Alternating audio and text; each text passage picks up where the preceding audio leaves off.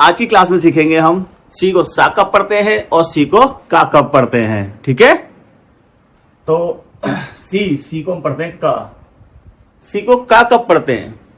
यदि सी के बाद ए आ जाए, ठीक है, या फिर ओ आए या फिर यू आए, क्या क्या आना चाहिए, ए, ओ और यू।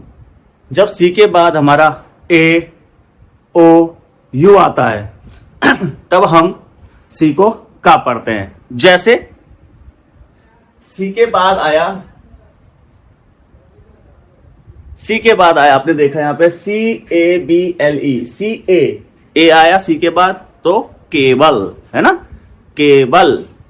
उसके बाद CAP, फिर सी के बाद ए आया है तो कैप, है ना, कैप। सी के बाद ओ आया, देख सकते हैं आप, सी के बाद ओ फिर डी फिर ई तो कोड, है ना, कोड। CO, फिर सी के बाद ओ आया, COUR, कोट, है ना, कोट। तो आप देख रहे हैं, उसके बाद CU,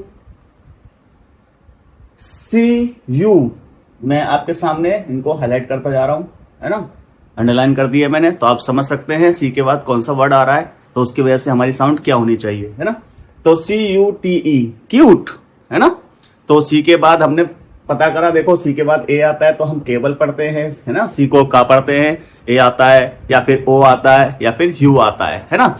अब आप देखते हैं हम कि यहां पर जब हम सी को सा पढ़ते हैं तो उसके लिए साथ में क्या क्या आने चाहिए, है ना। तो सी को सा पढ़ना है, इसके लिए सी के बाद ई आना चाहिए, आई आना चाहिए और हमारा वाई आना चाहिए, है ना। तो आप देख सकते हैं यहां पर ई, आई और वाई। अगर सी के बाद जो है ई आता है, आई आता है या वाई आता है, तब सी को आप स पढ़ेंगे, ठीक है।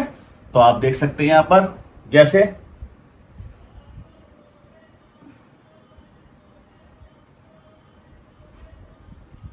सिनेमा, है ना, सिनेमा। सी के बाद क्या आया, आई, है ना, सिनेमा।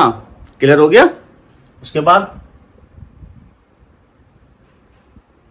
Circle, circle. तो आप देख सकते हो यहां पे सी को का पढ़ा गया, क्योंकि सी के बाद जो है ना तो आई आया है और ना ही ई आया है ना वाई आया है, सी के बाद सीधा कांस्टेंट आ गया, इसलिए हमने का पढ़ा है, ठीक है, समझ में आ रहा है।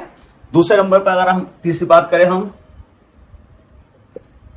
Cycle, cycle. आप देख सकते हो सी के बाद क्या आ रहा है, वाई, है ना, सी के बाद क्या आ रहा है, वाई, समझ में आ रहा है।